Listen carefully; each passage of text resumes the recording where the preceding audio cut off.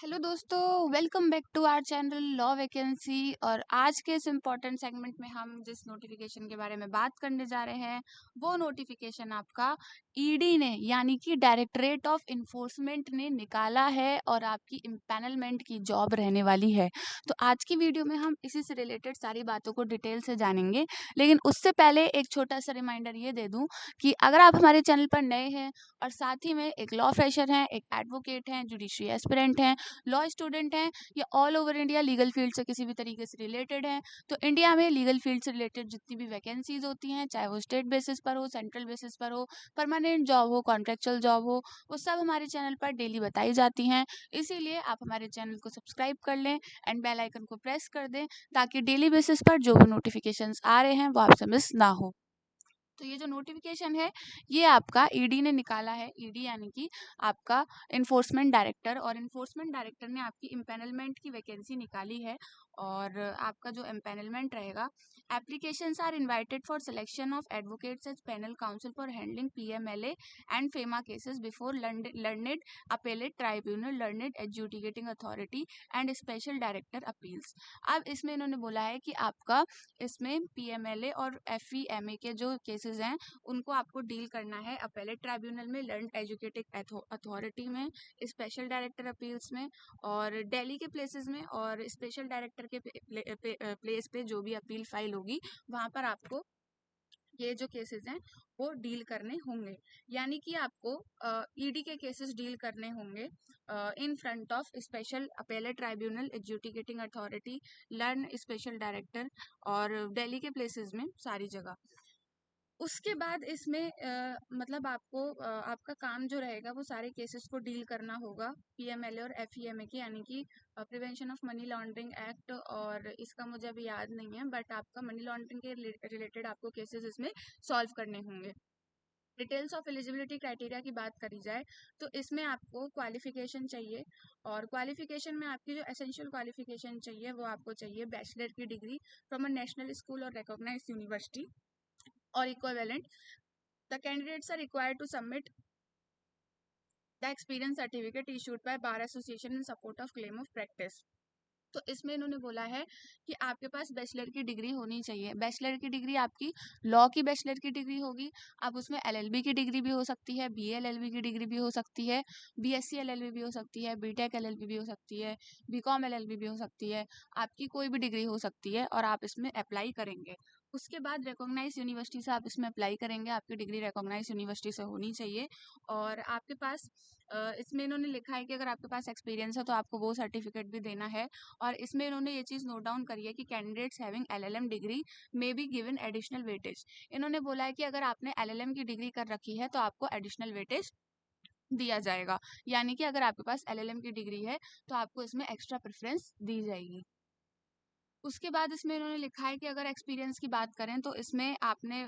He has been an advocate not less than 4 years, यानी कि आपके पास 4 साल का इसमें एक्सपीरियंस होना चाहिए। अगर 4 साल से कम का एक्सपीरियंस है तो आप इसमें अप्लाई नहीं कर सकते। आपके पास इसमें 4 साल का एक्सपीरियंस होना चाहिए और आपका एक्सपीरियंस एज पर 31 जुलाई 2025 काउंट किया जाएगा। यानी कि 31 जुलाई 2025 के अकॉर्डिंग आपका इसमें एक्सपीरियंस काउंट किया जाएगा। डिज़ायरेबल की बात करी जाए तो इसमें आपका जो एक्सपीरियंस होना चाहिए वो क्रिमिनल लॉ में और फिजिकल लॉ में, और आपका एडवोकेट्स जो कि preference will also be given to those advocates already और प्रीवियसली और नॉन पैनल जो भी है। तो इसमें इन्होंने लिखा है कि अगर आपका क्रिमिनल लॉ में और फिजिकल लॉ में आपका अगर इसमें है एक्सपीरियंस तो तभी आप इसमें अप्लाई कर सकते हैं।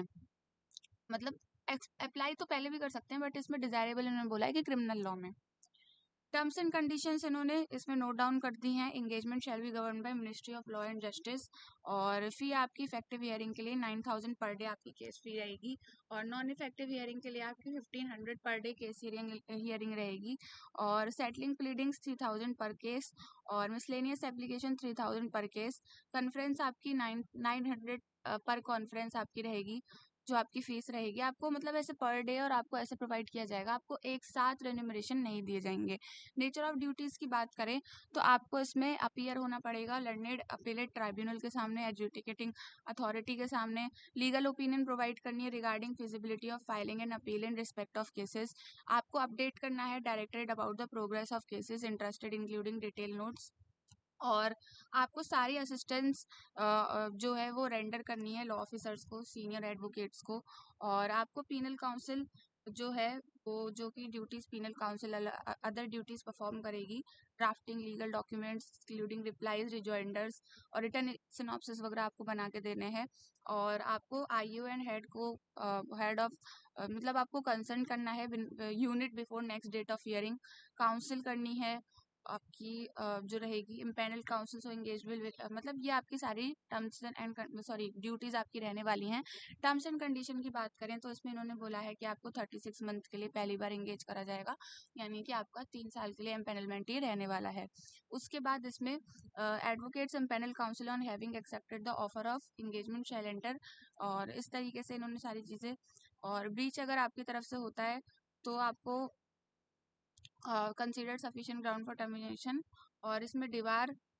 कर दिया जाएगा अगर आपकी तरफ से ब्रीच होता है, आपके ऊपर स्ट्रिक्ट एक्शन लिए जाएंगे, और इस तरीके से सारी चीज़ें हैं। सिलेक्शन प्रोसीजर की बात करें तो इसमें आपका selection procedure, candidates will be called for interview individually on their registered email ID, यानी कि आपके ईमेल आईडी पर, अपनी ईमेल आईडी बहुत ध्यान से फिल करिएगा, आपकी रजिस्टर्ड ईमेल आईडी पर आपको इंटरव्यू के लिए बुलाया जाएगा, और on completion of selection process information shall be send to the selected candidates, यानी कि अगर आपका सिलेक्शन हो जाता है तो आपको इन्फॉर्मेशन पर्टिकुलरली इसमें भेज दी जाएगी, और इंटरेस्टेड कैंडिडेट्स में submit their application enclosed form, यानी कि आपको अपना एप्लीकेशन फॉर्म सबमिट करना है और उस पर लिख देना है application for empanelment as panel counsel for honourable appellate tribunal, ये आपको लिख देना है, जहाँ तक लिखना है आपको फेमा तक, और इसमें आपको भेजना है एड्रेस टू डिप्यूटी डायरेक्टर, आप भेजोगे एड्रेस करोगे उन्हें लीगल, और enforcement director Pravartan Bhawan doctor APJ Abdul Kalam road new Delhi 31 अगस्त 2025 तक आपको इसमें भेजना है। For convenience a copy of application should also be email to इतना, तो मतलब आपको कॉपी अपनी ईमेल करनी है एप्लीकेशन की इस पे, यानी कि आपका भी काफ़ी टाइम है, भेज सकते हो dd legal@government.in पर, और application which are not made in format as proforma incomplete and not receive time be summarily rejected, इसमें इन्होंने बोला है कि आपका जो एप्लीकेशन फॉर्म है वो रिजेक्ट भी किया जा सकता है अगर आपने टाइम पर नहीं भेजा तो ये जो नोटिफिकेशन है ये आपको हमारे टेलीग्राम चैनल पर मिल जाएगा, और टेलीग्राम चैनल का लिंक आपको वीडियो के डिस्क्रिप्शन बॉक्स में मिल जाएगा, and all over India legal field से रिलेटेड जितनी भी वैकेंसीज होती हैं, चाहे वो स्टेट बेसिस पर हो, सेंट्रल बेसिस पर हो, परमानेंट जॉब हो, कॉन्ट्रेक्चुअल जॉब हो, लाइक आपकी जुडिशरी की वैकेंसी हो, और आपके एडवोकेट्स के एम्पेनलमेंट की वैकेंसी हो, और आपके इसमें वैकेंसी लाइक आपका प्रोफेसर्स की वैकेंसी हो, एसोसिएट और असिस्टेंट प्रोफेसर वगैरह की वैकेंसी हो, और कंसल्टेंट वगैरह की वैकेंसी हो, ये सब हमारे चैनल पर डेली बेसिस पर बताई जाती हैं, इसीलिए आप हमारे चैनल को सब्सक्राइब कर लें एंड बेल आइकन को प्रेस कर दें ताकि डेली बेसिस पर जो भी नोटिफिकेशंस आ रहे हैं वो आपसे मिस ना हो। तो आज की वीडियो में इतना ही, मिलते हैं नेक्स्ट वीडियो में नेक्स्ट नोटिफिकेशन के साथ। Thank you for watching.